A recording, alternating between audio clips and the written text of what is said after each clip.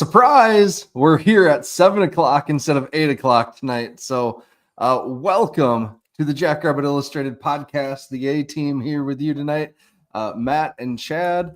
Dallas is on a plane somewhere over America on another recruiting visit. So, Dallas, Hudson, hope you guys are doing well. Chad, how the heck are you doing, buddy? I'm doing okay. I didn't really sleep very well last night. I think it had nothing to do with the game. I just happened to not. Woke up with a terrible backache and haven't actually left the house all day. Oh, no. Yeah, no, I didn't tell you that beforehand. We were talking about the other mishaps that happened outside of the game yesterday. So You've been quite the weekend, buddy. Jeepers. It's been rough. My voice isn't real great because, I was pretty vocal at the game. Probably not in the most positive manner, but that's what happens when I'm at a game. It's Sunday. It's a good day, man. How about you? How are you doing? Life's good. Yeah. We just kind of bummed around the house all day today. It was a beautiful fall day. So I actually spent a fair amount of time outside, which was awesome. We did the funny, have you seen those stupid clips of, I've never seen my wife or husband sprint? Have you seen those like on reels or like you say or anything? Like I'm running or what?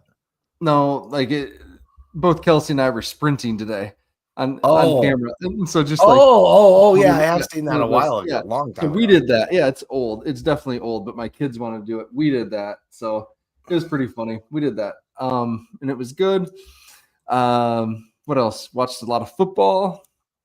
Yeah, you watched the Packer game? Man. Did not. Wasn't able to see that. I'm in the Vikings territory here. Don't have NFL Network or whatever it is, Red Zone or whatever. So couldn't watch it. Had to watch the Vikings Bears. I'm sorry. So, yeah, I know. Right? That's one of those games where you really wish both teams could lose. Hey, but you know what? The good thing is Miles is a Vikings fan, and he actually got to see the Vikings, rip his heart out again. So I think slowly, Chad, he's coming to our side, like the good side, the green and gold here. Although we've had a great season ourselves ever since Tucker Kraft got hurt. Yeah. They did sneak out a win today, so heck yeah. We talked a little bit about Kubota being our dealer. Kubota Dealers being our sponsor. I just wanted to shout out Mr. Club 32 himself, John Calle for the assist after the game, helping me get some fuel in my truck that I apparently ran out on the way up. But found that out a little bit the hard way, and we got it all taken care of. So shout out to John for helping me out after he was trying to leave. He had to kind of circle back, and so thanks a lot, John. Got to meet with some of the parents of Tommy Rittenhouse's parents, and nice. I think maybe Sobkowitz's parents too. I think I can't remember. Oh, they were tailgating up in the gravel up by us. That's awesome. Somebody brought in one of those conversion van, like the Sprinter RVs.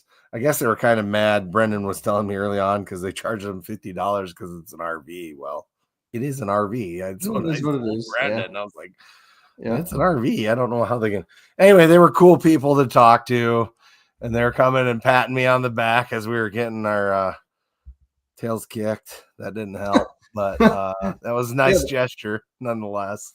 Yeah, they're always friendlier then. So yeah, and I also got a shout out, since I'm doing shout outs, I got to shout out Joel Ullman's mom. She brought me some spotted cow. It was kind of a trade deal on another deal. We don't got to get into that, but she didn't have to, and I told her I'd pay for it, and she wouldn't let me. But so thank you for the spotted cow. I enjoyed a couple, and most of the other ones kind of disappeared before the tailgate was over. But you know how I am with beer, so yeah. Cool. Well, thank you, Kubota Dealers of South Dakota, for your continued sponsorship of Jackrabbit Illustrated. 9 dealers across the state for, again, your business, farm, ranch, acreage, home, whatever it may be. They'll hook you up with the piece of equipment that's right for you. Chad and I both have the BX 2680s for our acreages, and I think at least I'm excited to blow some snow this winter. So, yeah, I don't know about you. I'll let you decide on that one. I would wish to not to have to use it, but I am excited to see what it can do. I still got to get my feet set on that. I'm not 100% ready for winter, which means we're probably getting a snowstorm week, right? Right, exactly. Put on mine. I don't think yours has a cab, does it? No. You don't have the soft cab. Yeah, I got to get mine put together. No. All right. Also got to have to thank Haddock Ranch, our show sponsor, and congratulations to Haddock Ranch for the certified Angus beef ranch to table designation, I believe is what it's called. First in South Dakota to do it. Absolutely unbelievable beef. I grew up in the black Angus industry, and certified Angus beef was the best of the best. And just happy for Hadrick Ranch to achieve that milestone. And we've both enjoyed their beef. You can get it at lots of restaurants across the state. They can deliver it. You can get it shipped to your place from hadrickranch.com. You can put your order together. You can stop in Rub and Tug Barbecue and pick it out of a freezer right there. You just want to sample it. It is wonderful. So get yourself some Hadrick Ranch beef. Thanks, guys, for your continued sponsorship as well. So appreciate it. Yeah, I know they came over to the tailgate. That was kind of funny too, but I guess we'll let the other guys talk about that. So yeah, perfect. I wasn't there for it. Perfect. All right. So let's talk about this. I think we can say that was the worst first quarter of football we have maybe ever seen. At least the first 5 minutes, for sure. It was one of those things where anything that could go wrong did.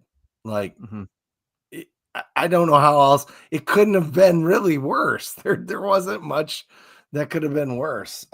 We certainly didn't set ourselves up, I don't feel like, offensively in that first series to not have what happened happen. I feel like we're way too predictable. Like you pointed out in Rants and Raves, like everybody pointed out in the stands, like we all knew what was coming.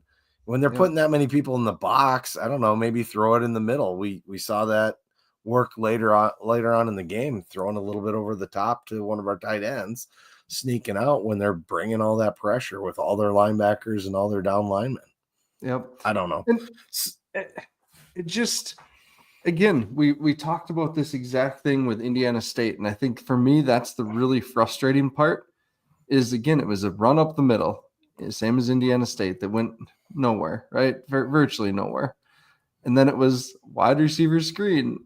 And it just, like, they knew exactly what was coming. Like everyone around me saw that trips formation to the right, towards the home side of the field there. And it just, like, you knew it was coming. And then the swing pass, the end wasn't rushing. The end knew that was coming there. Like, that's right. The thing. So it just, it's so frustrating. Like I said in Rants and Raves, like, write the script, print it out, and then burn it, shred it, burn it, get rid of it, and just do what you would do if you were down 35 points. Like, because the offense did look much better after that. And the other thing is, every time we've went into hurry up offense with Jack Henry, we seem to do really well. Let's just start with that. Like, whatever that is, 2-minute drill. If that's not our starting script next week, I think we're missing the boat.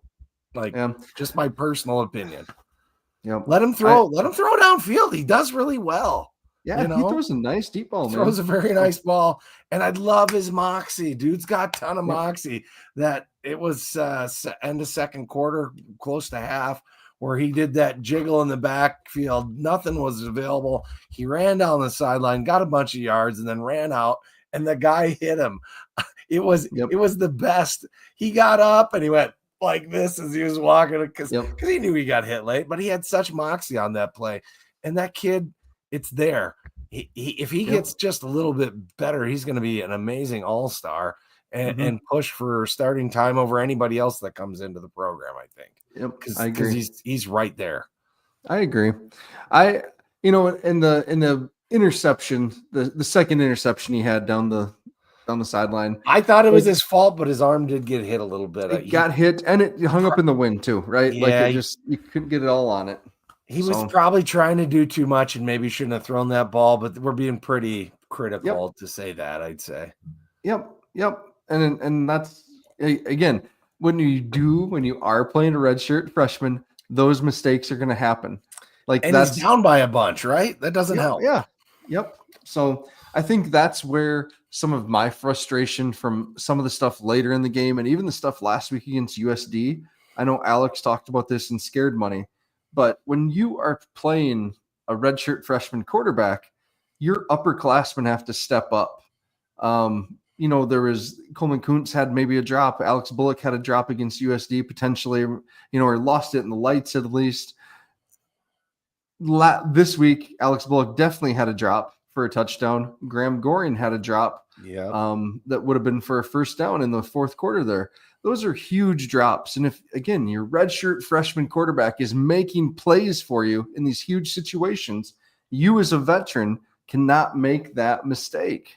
It just can't. If you want to, because the margin for error with this team right now is so thin because of the injuries and everything else we've talked about. He's putting it right where he needs to almost all the time, too. We had one in the end zone that should have been called pass interference. It was a money play. The guy never turned his head around and knocked our guy down. Mm-hmm. It was on our sideline, the Jack sideline. The Jack sideline is what I mean by our, not where I sit, but it was on the home side. And nothing. It was clearly pass interference. It would have been a big difference in the game had we went in with an extra touchdown on the scoreboard. I think, I don't know. Yeah. I mean, ifs and buts were candy and nuts, we'd all have a wonderful day. And we're so close to doing everything well, but we just don't. We just keep messing up at critical points, and it's different people all the time. It's not like I was saying before the game. It's not one guy, I mean, it's kind of, there's a few guys that really don't do that, but I'd really like to see the loafing scale, because like bring that back to the to that when we used to see that stuff. It was pretty easy to see, but it seems like we've had some loafs at times. Guys get a little complacent. I don't know how you fix that at this point. Like, I think it's too late for this year. These guys have to figure it out this week and win. Or that's it. It's like, do you ever want to play football again? Unless you're going to the NFL, which, let's be honest, doesn't happen for a lot of college players, and it's a tough road to hoe from this level. You're going to either play to get more play time, or you're going to just pack it in. That's your two options. One positive in the couple positives, right? In the passing offense. I thought Grayton Gannon had an awesome game. This is the game we've been waiting on for Grayton Gannon for 2 years, right? Because he was hyped up last year. Obviously had kind of the stumble against Oklahoma State when we went for it on fourth and whatever. That pop pass from Mark. And then he got hurt, and we didn't see him for most of the season after that. And now, like this season, we keep hearing like, oh, Grayton Gannon's this awesome receiver. And we've seen him here and there, right? But yesterday felt like a coming out party. Jack was very comfortable with him, clearly, seemed to trust him a lot. And I think Grayton had a really good feel for where he was at in that zone, and just kind of settling down and giving Jack just a good safety blanket, big target there in the middle as he kind of found gaps. The next thing, right, is to break some tackles and get some yak, like we see Tucker doing, or Tucker did. Whoa, zoom in. I think he just was finding the soft spots, and those plays were developed for that, not necessarily to hit him in motion, because he was kind of setting in the soft spots, making those catches. And then, you got to turn basically 180 degrees to run. But you're right. I mean, it would be great to get those extra yards after catch, the Kraft yak and cheese, if you will. Corey Caraway says here he's excited to get our tight ends involved. It's asks where have they been all year. They're always open. I posted to the group this week, are our tight ends not getting played in the pass game so much because we're trying to bolster our run? And I don't know if that's what it was, but it did seem like they were blocking less at the second half of this game. I don't know. What'd you see, Matt? Yeah, I don't know for sure. Like, we had a comment earlier about from Ryan Effling, Henry's running for his life all day too. Yeah. I mean, maybe we just went more of a quick hitting passing offense that did get somewhat down the field and just instead of staying at the line of scrimmage. But I don't know. Like the other thing, Jack Smith again, him and Jack Henry have tremendous chemistry on that. That is fun to watch that continue to emerge. Jack Smith wrote this in Rants and Raves, so sorry if this is repetitive, folks, but if Lofton sticks around, like this is going to be a super fun wide receiver room next year. Like really exciting between him and Jack Smith and Drezzy and Landon Delaney and Zach Van Meter and some of those younger guys that sounds like they're showing out this fall that maybe we haven't seen them on the field yet just because of the experience depth, but they're pretty dang good. So, yeah. All right, Chad, should we talk about the elephant in the room? Yep, go ahead. All right. So, folks, Chad and I were talking about this before the show. Just with the 605 Hogs, the offensive line. We continue to hear in Dan's media availability like that, the running backs, there's a lot of things that can go wrong on a play. The running back may not have the timing right or may hit the wrong hole or, watching it yesterday, there was nothing. There was nothing. I watched it back this morning. I don't know if there were run plays you're talking about. On run plays. Yep. Just so people know.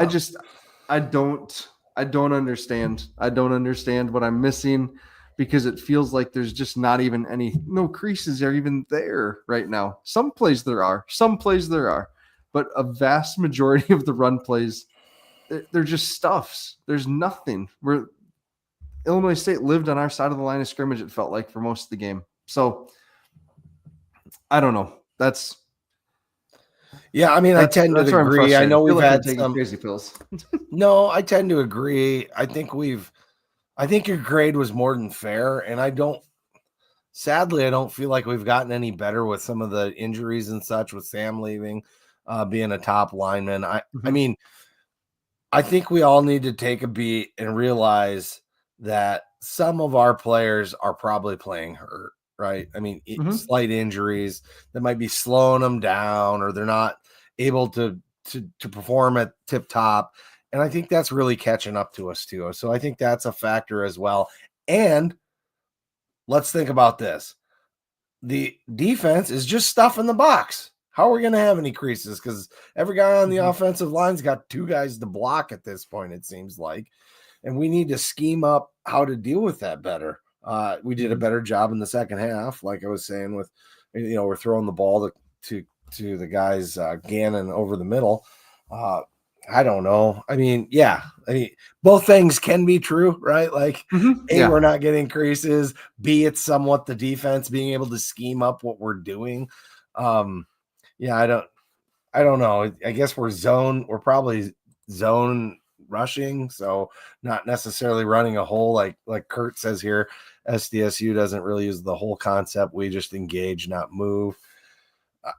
I mean, okay, so then let's start moving people. Good Lord. I watched several offensive line pulling and or blocking where my offensive high school line coach would have benched me for patty cake, and that's what he called it. And I don't know. We're not initiating that contact as much as I would like to see. I think we need to be more like Mason McCormick, more aggressive, more vicious.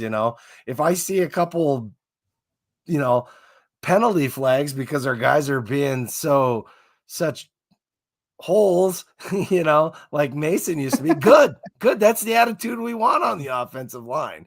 I'm going to beat your, what? And I haven't seen that ferocity. And at times when we're pulling, sometimes the guys look a little lost. I mean, Kenyon's looked real good on the outside. I think that's maybe a better natural spot for him in tackle. But I don't know. We got some guys playing a little bit out of position too on that line. And it's frustrating because we're this close. That's the thing. Yeah. We look terrible. Honestly, big picture, we look terrible. These not last game, but these two bad home games, we've looked terrible at times. This one we looked much better towards the end, but big picture also is just a couple little things that we just keep stepping on ourselves, and it's just killing us. It's just killing us. We have to execute much better. We can't be sloppy with our play. I mean, there's no room for sloppiness in the Missouri Valley Football Conference, or you'll lose to Indiana State. Mm-hmm. Yeah, right. Youngstown almost found out in that first half. Well, I mean, look how close we were to not winning against Youngstown. Look how close we were almost not winning at Murray State. And granted, Chase got hurt at Murray State, but still, I mean, it's a thin line between a great team and a good team. And we're definitely in the good team territory right now. Yeah. Yep. This is a good question from Elliot. Right. Yeah. Yep. I wasn't there to see it, but yes, I did hear it, unfortunately. Yep. I don't know. Yep. And I didn't think John Pika did bad when he went in at right tackle either. I thought he was okay. So, and that's the thing. So Jim Poppin says, I thought that Papke was starting to have that attitude in Youngstown. That second half in Youngstown is the last time we've seen the true, powers and pulls and stuff that he did look great that game.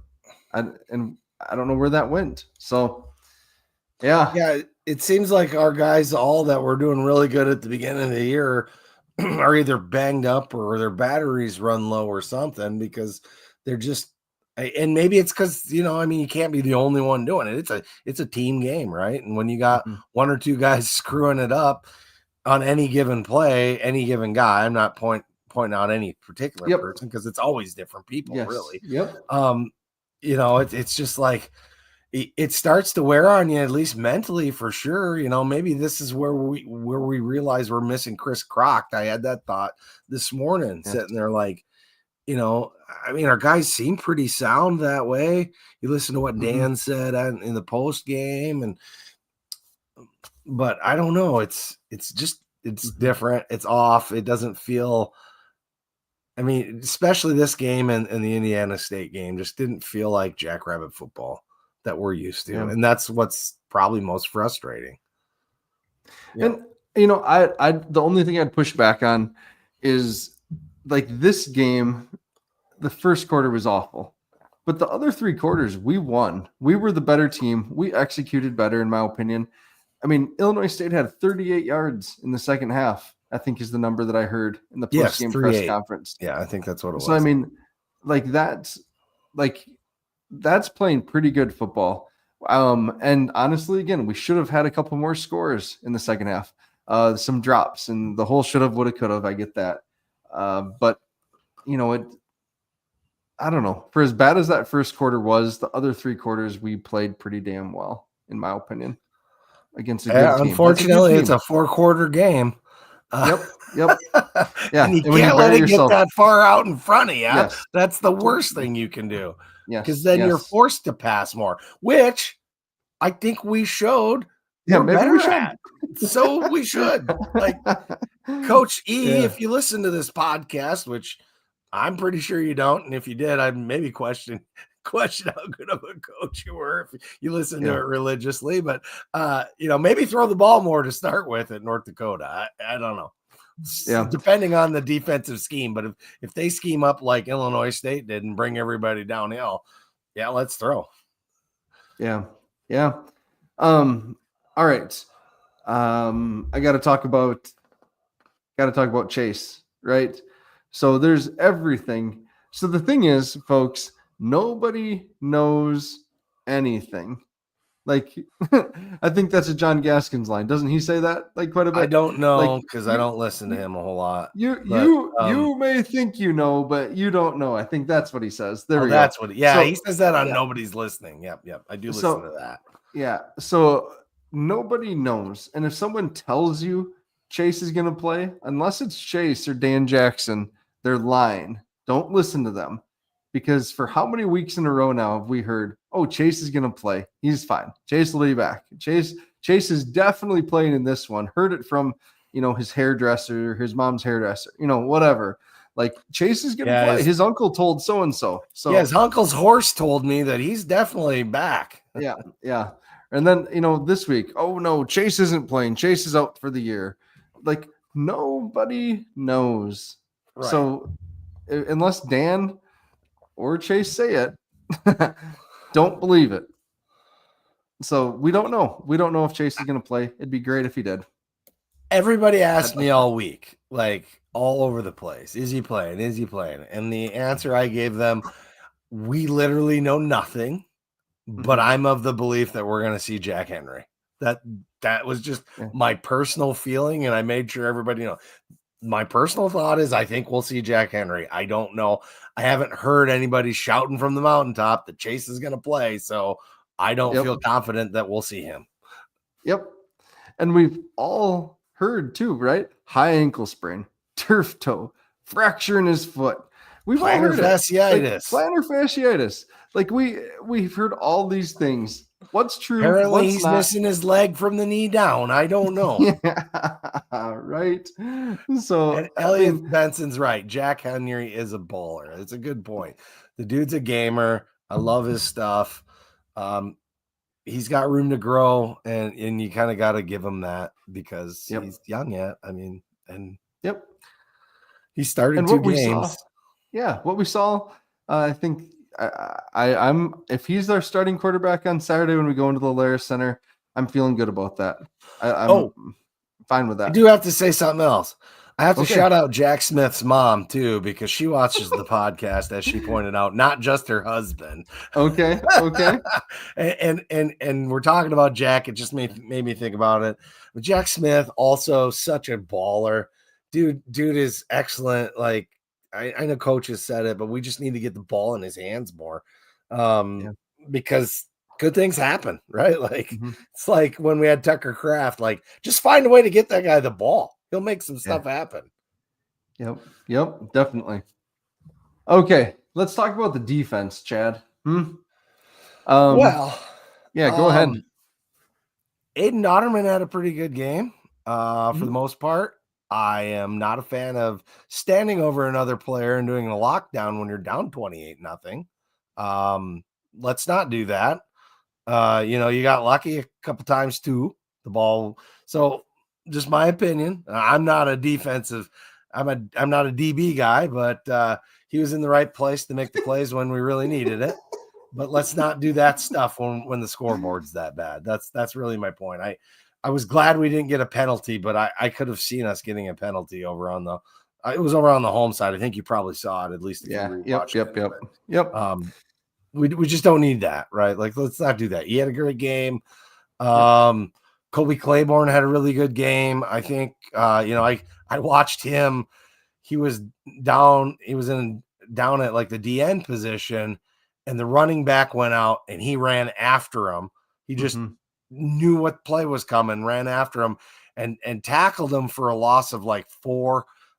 Because to be fair to Colby, he's not quite as fast as number 5. But he still got him, slowed him down and got the tackle. So that was a hell of a play. I'm really going to miss Kobe. I am going to miss him. He's so fun to watch. He's such a good player. If you just don't follow the ball and just watch Kobe on any given play, he's just a joy to watch play football because he's so undersized, but just busts his ass on every single snap. And it's too bad our depth took a hit this year because he's playing nearly every snap. Down. Yeah, pretty much. And he's still just going like crazy. Man, it's fun watching him play.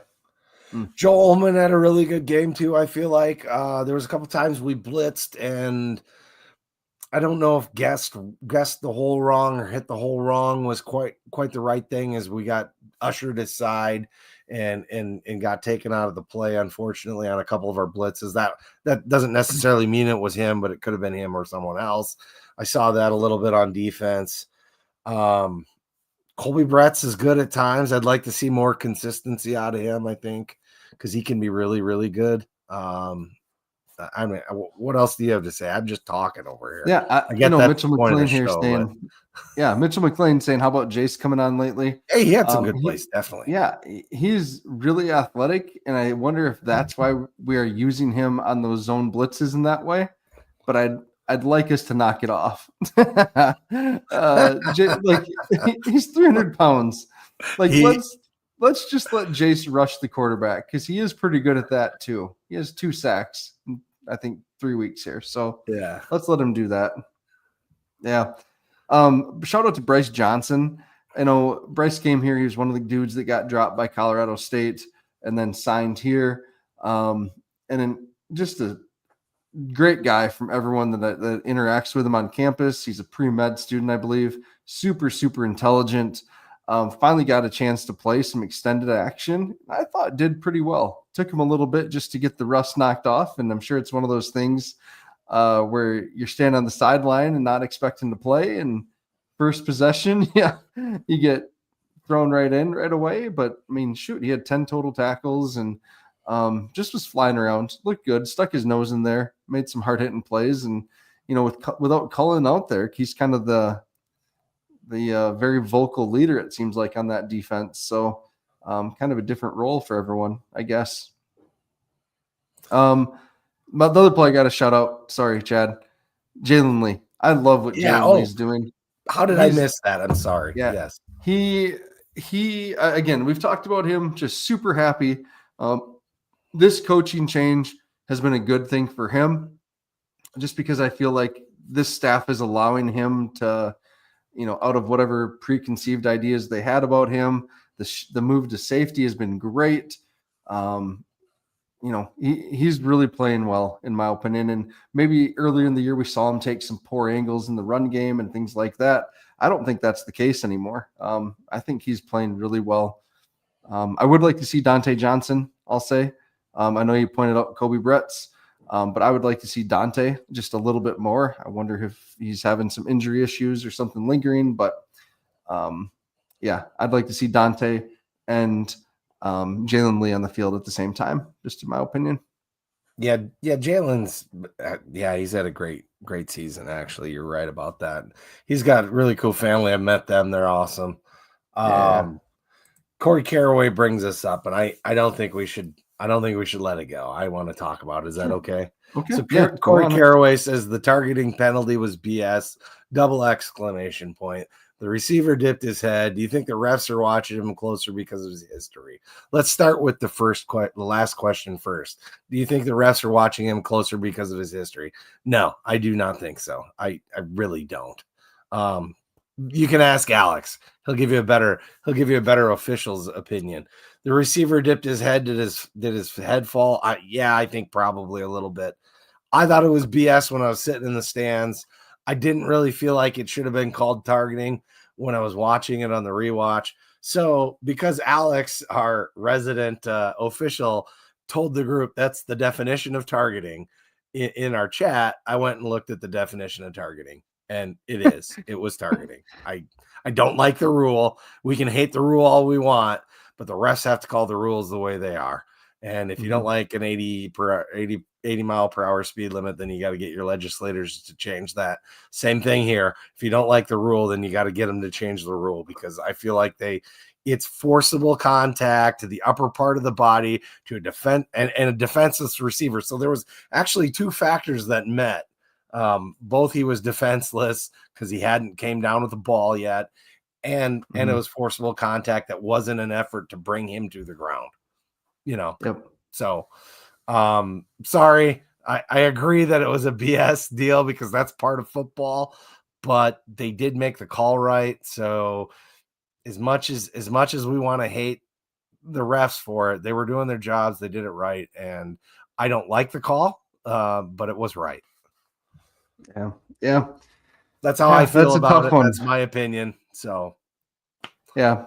And even Dan in the post-game presser kind of said like it's really hard because, he's making a play on the football and, but like you said, Chad, by how the rule's written, like it probably is. So it's just unfortunate. So, I mean, maybe we'll making Go ahead. the game too soft. I don't know, because Yeah. people need to realize that it is, we got to make it a little more safer. Or it's, potential of losing the game at some point. So Yeah. I'm on the fence on that too, because I remember watching the Big Hits films when I was in high Yep. school, Right. and all of Exactly. those would have been targeting. All those guys wouldn't have been able to play. Uh, I Yeah. I think we should go to a system in the NCAA where you, like a flagrant one, flagrant two, where that was probably, you know, he, if you're leading with the head and you helmet to helmet, maybe you do eject them if it's clearly on purpose. If not, you get two and then you're gone. I just don't like it the way it is. Yeah. Yep. I'd agree. And Kurt says here too, yeah, been beat to death, but we need a flagrant incidental. Yeah, Absolutely. Yep. absolutely. I agree. 100% Kurt. Yep. Yep. Yep. Um, someone brought up the punting. Elliott did again. Also hurt not having Pelham's leg to help flip the field. Yes. Like that's hopefully he's okay. Hopefully he's okay. I mean, he's having an all-American type season.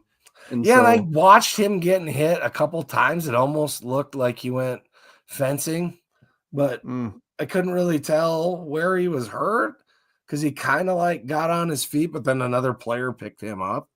And yeah, so I don't know how he got injured, whether it was because his right shoulder seemed to go back. Stater did a pretty good job in relief. Yeah. I mean, we can't be upset. He was more than serviceable. He played really well, and I'd like to call him out in that, whatever happened at the beginning of the year where he had the quote unquote yips, he seemed to straighten it out. He's very reliable at this point, I think, and we just haven't had a lot of use of him because we've been trying to go for it all the time on fourth down. So yeah. Kurt, it's a good callback to earlier in the episode for those that you weren't listening when we talked about Chase Mason's injuries. So a horse told me callbacks he like will be that are back quality Saturday. comedy. That's you're a good comedian when you have those kind of callbacks. So thanks, Kurt. Yeah. But Ryan Harrington, any idea what happened there with him either? Like that was interesting. No. So yeah, Stater took those. So I don't know. I know it was senior day and we haven't talked about that at all, but how much are we going to miss Caden Olivier? That guy's so solid. Yeah. He's so good. And Yep. we're really lucky to have him. So for that reason alone, our seniors, specifically, I mean, not just him, we need to get the win next week. So them guys get some bonus football, because they really deserve to play some more games. Yeah. What was there? Was there 14 guys that walked? Something like that? I can't count that. I only have 10 fingers. Yeah. Right? It was interesting. It was one of the more unique senior days because let me just think here. Dodderman and Miles Taylor, I think, are the only two that were in the program the whole entire time. Right? Well, and like Olivier. there were so many 1-year guys. Olivia was a 3-year guy. Was he only a 3-year? Oh yeah, he did come. Because he came from Texas right. State. Yep. Claiborne was a 2-year guy. So that was just interesting. It was a real different vibe. We had all these 1-year guys that we had brought in for this year. So yeah, just a totally different. Carter Nold says 19 or 22, he thinks, which is way more. If it's 22, I don't even have enough toes to keep up. So yeah. So that was interesting. But yeah, I don't know. Grateful. I think I want to emphasize before we move on. Really grateful to these guys who stuck it out with the coaching change. We do know that Kobe could have gone other places and probably gotten more in NIL money. But man, I'm glad he's a Jackrabbit. Miles Taylor for coming back, and Dodderman for sticking it out. Yeah, Chad? I just wanted to point one thing out before we move off of this game. So keep going, but sorry, that was a thought. No. And just just even the 1-year guys, whether it's Julius or whoever, Kevin Spellman, just some of the guys that came in, Isaiah Johnson leaving, a really good Bemidji State program to come down here and be our number 1 corner this year. Like if we didn't have him, we'd be in kind of some trouble. And I know, and I joked about this last week that has a super high percentage of difficult catches allowed, if that's a stat. But he's been really good too. So I don't know, just interesting day. Yesterday was weird, the senior day stuff with that many like new faces that I feel like I hardly know still.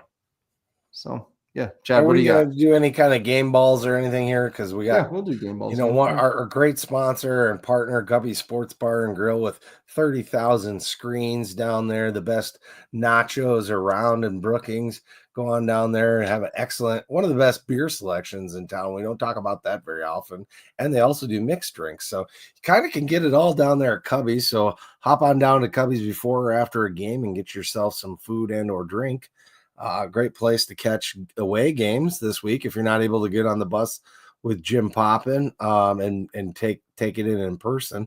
That would be a good thing. If you're stuck going to a wedding like I am, well, then you're just shit out of luck. But I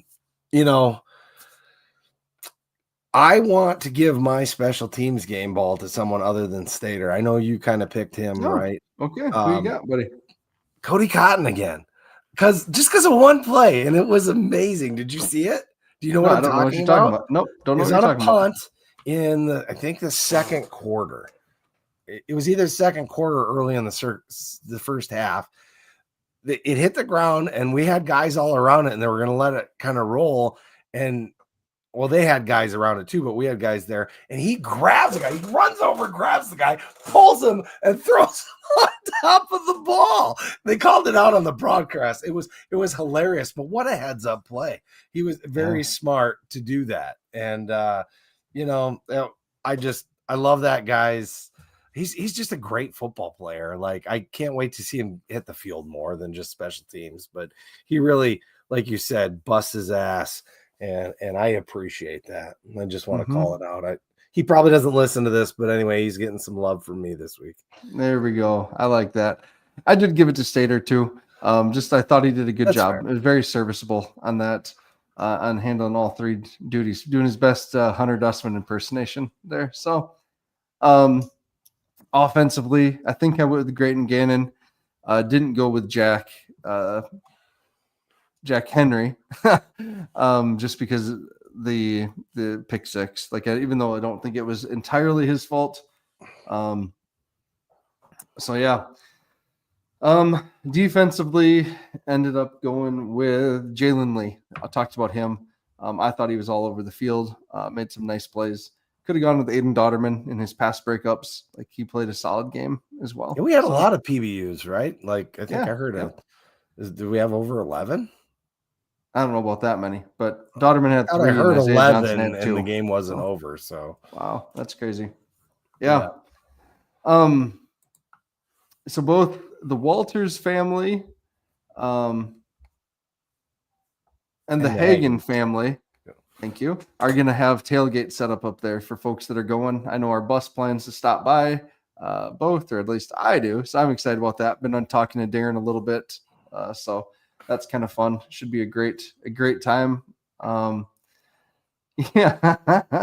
So Jim Poppin says, Chad's sponsor is so excited to go to Grand Forks. He lit up with a big smile when I talked to him about it. He is very excited about and who that is. I mean, we need to call out my sponsor. Yeah. It's my son, Miles, and he talks about it every day. So yeah, he's very excited, Jim. So should we talk about UND? Or actually first, Dallas isn't here. He's in the comments. Renegade Regeneration is our sponsor of the preview for the next opponent. And Renegade Dallas started a company, and it's a hydration powder company, or not, it's a supplement company. And their first product, Hoofda, is Hydrate. So again, it's filled with electrolytes, keep you going. If you're taking it after a workout, or if you like to take it right away in the morning, it's up to you. But it's good for everyone. And Dallas says that he always talks about it's for athletes and people that want to get back in shape. It's kind of for everyone. So like if you're looking for that, Go to renegaderegeneration.com, right, Chad? Is that the website? RenegadeRegeneration.com is, I do believe, the website. And I wish all of our listeners were as great as Jim Poppin, because, he shows up, he drinks a JI beer, he brings his Renegade Regeneration, he hits Culver's or he hits Cubby's. He gets a car wash. Buying Hadrick beef. Man, high five to Jim. He gets a game ball for that. Maybe our best follower. You guys, everybody, we get a lot of thanks, and I appreciate that too. When you guys stop us and say thanks and tell us that you appreciate the podcast, we really do appreciate you guys letting us know. The best way probably that you can show some appreciation too is to make sure that you get out and support our sponsors, because they help us do some things with this thing too. So yep. Hey, and Blue Tide, who's not on the 18 this year, but yes, he also gets car washes. Yeah, he gets his car washes. Yep. Yeah. Hey, he's better than me at the sponsors, I guess. Got 2 car washes. That's funny. Although I don't think they get better money out of the deal if you get more car washes, do they? I don't know. I did put up our store as well for our clothing and stuff. Dallas, plug your ears. But I got the guys' jackets just as a thank you this year for all they do. You may have saw them at tailgating or at the game. Those jackets will be on the store just by popular demand. So really sharp looking. Yeah. If you're looking for a Christmas gift, we have a bunch of stuff with our newer logos on it. And so we'd appreciate that support too. So love seeing the Jackrabbit Illustrated gear out in the wild. So thanks, everyone. All right, let's talk about the Fighting Hawks of North Dakota. What a terrible mascot. Terrible mascot. It is. It's so unoriginal. It's the worst. And then their logo looks like the post office. Yes, that's true. It's just not great. And I know the reasons why. I guess it's better that they changed it, but yeah. Yep. Oh man. Okay. Says Jim needs an orange tractor. I don't know if he's got enough yardage to need an orange tractor, but JI flags is there JI flags on the website? Not on the website, but I think Ben still has some to sell. Yeah, so maybe talk during Scared Money. Yeah, we can check with Ben. Okay.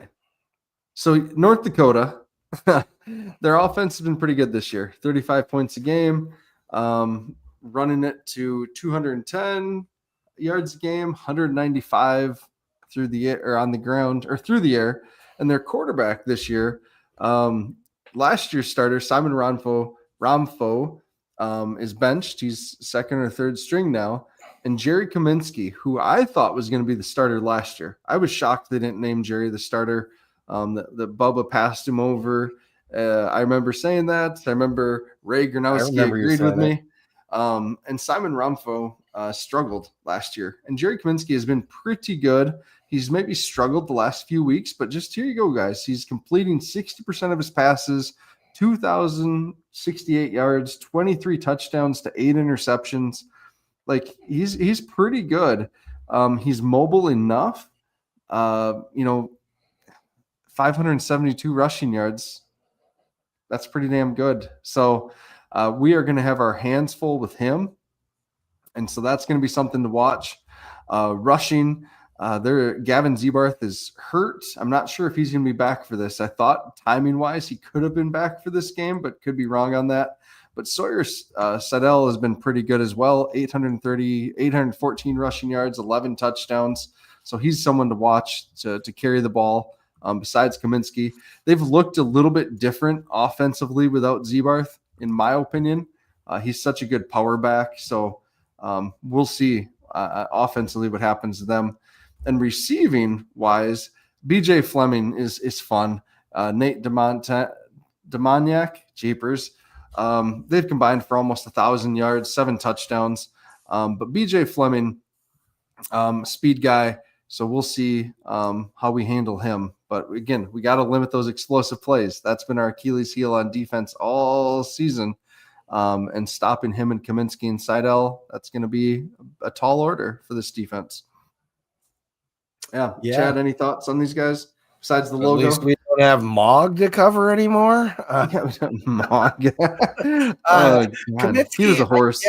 He was. No, and he always just had his best games like Sabkowitz did against us. Yeah. I think the league's starting to figure Kaminsky out a little bit as part of why that's happened, or maybe he's playing injured a little bit. He's a little slower, hasn't seemed to quite have the same it that he had early on in the year. It's a totally winnable game. I don't know.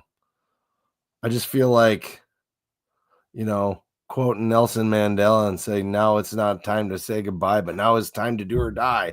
This is the game we have to win, I have to admit, Chad, that wasn't on my bingo card tonight, you quoting Nelson Mandela for the show. Oh, so, well, I love it. There's a lot up here that people don't realize. There's not just one mouse wheel, there's many. And they're always going. Good.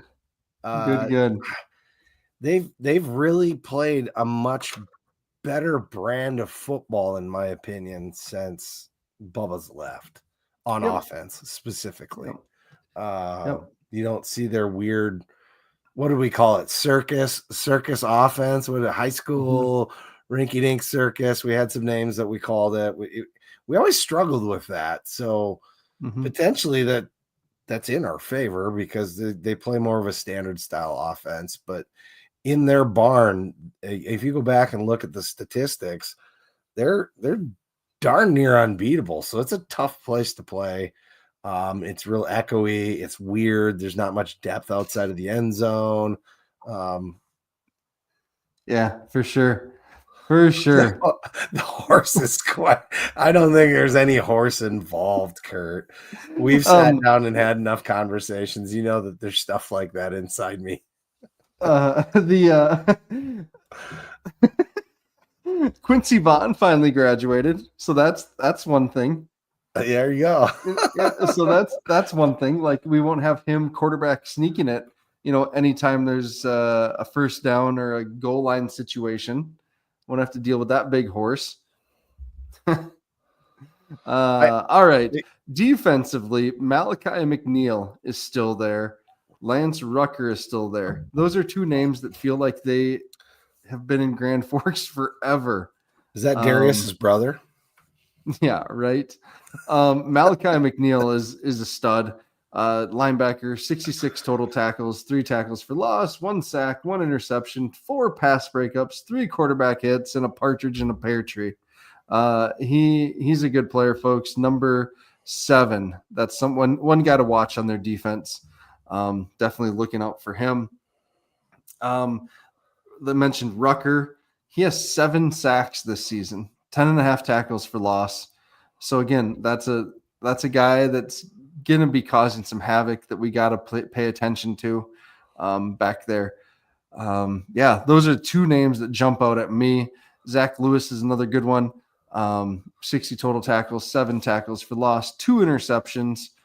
So again, good players. They have a lot of good players on defense, folks. So and they have a good defensive line. And, Brian's calling us out, having those struggles that we talked about. Yep. We're going to have to shore that up or really sling the ball a lot, like vintage Brett Favre, just sling it and let him go to town.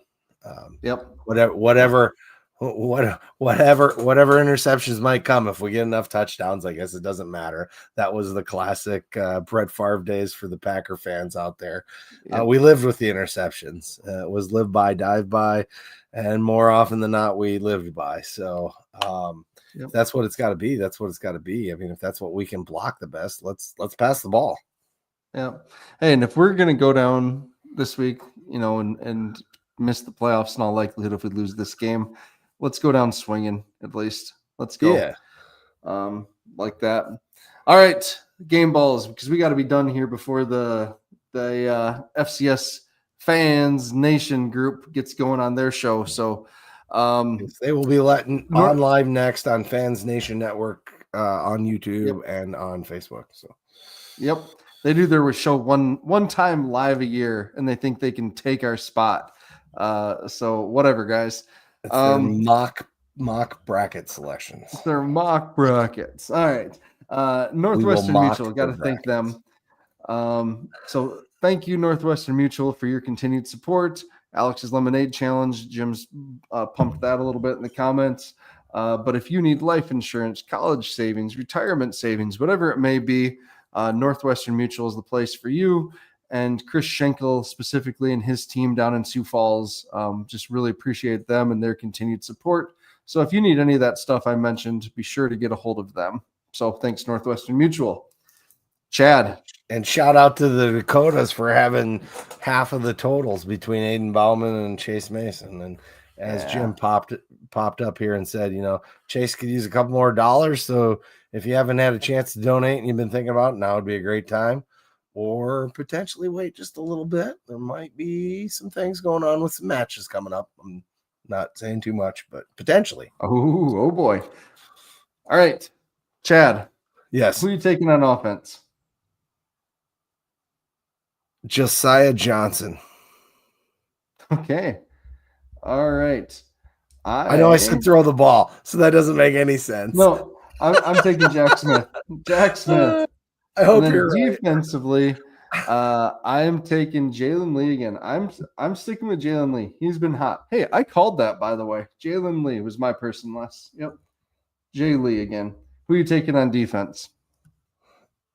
Who am I taking on defense? Boy, I'd really like to see Jolman have a game where he gets a couple of sacks or tackles for losses even would be fun. Yeah.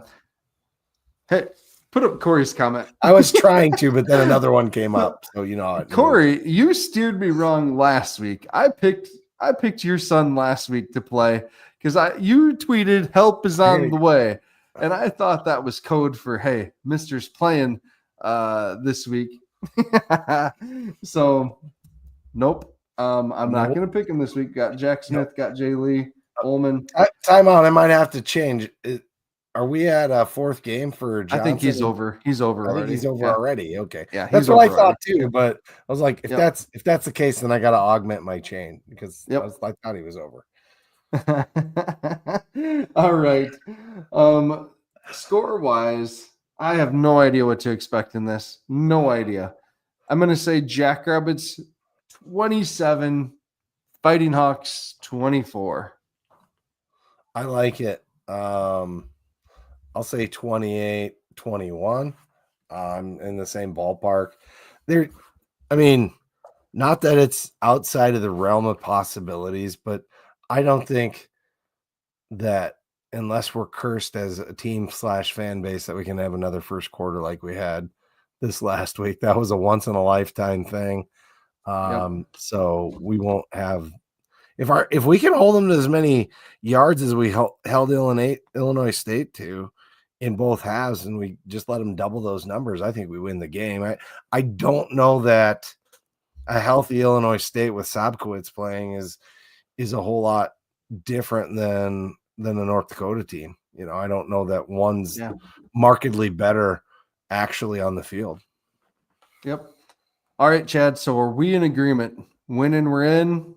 Lose, winning, we're in. We are out. Lose, we're definitely out. You aren't getting in on that kind of shide, to use a baseball term. You're not going to be on the schneid and get in like that. There's just no way. Yeah. I don't see 7 wins isn't enough in these playoffs. We've got the Ivies vying. We've got Tarleton, who's still tearing it up. Has an argument for the number 2 spot, potentially number 1, which they won't get, but that's fine. And then, Chad, the next most important question is, what is Chase Mason's uncle's horse telling you about his health status for this game? Well, he's getting old. He thinks he can make it through this winter. Oh, you're not talking about the horse. I'm talking about the horse, man. No. I think he plays. There we go. I think he plays too. So we'll see. All right, folks. Based Go on on over. absolutely nothing. Based on nothing. We know nothing. Yeah. But when I went to see a man about a horse, he told me, Chase Mason Place. Yep. All right. I'll tell you when we get on the bus. Gonna be a great time. Thank you, Jim, for organizing that. Can't wait to do a full report next Sunday when we talk, either previewing the playoffs or wrapping up the season, Chad. So either way, let's not wrap it. Yeah. All right, guys. Thank you very much. Go enjoy the other show. Go big, go blue, go Jag.